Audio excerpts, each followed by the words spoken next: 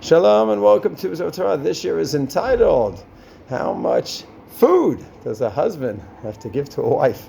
It might sound like a very technical question, but Halacha organized everything. And Halacha is giving a misgeret, a framework. And of course, hopefully, things can work just out of love. And of course, you want to give the wife and the family everything you possibly can, but still, there's a minimal demand. The Gemara in Daf Yomi Samachay Amid Aleph and Ketuvot talks about this. Jews that are and were very, very poor, what's the minimal they have to supply to your family? Food.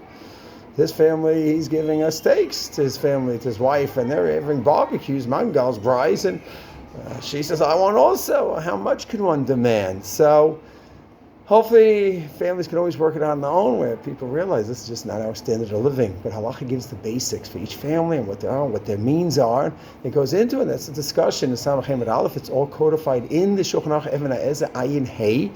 And it's fascinating. On the one hand, it sounds like, wow, what are you going into? How much food you have to give your wife?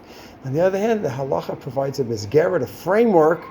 And then hopefully, if that's needed, we have some basic bottom line in terms of figuring out the obligations that one has to another. Hopefully, even without this, they could go ahead and have shalom, but Allah always gives us a framework. Shalom.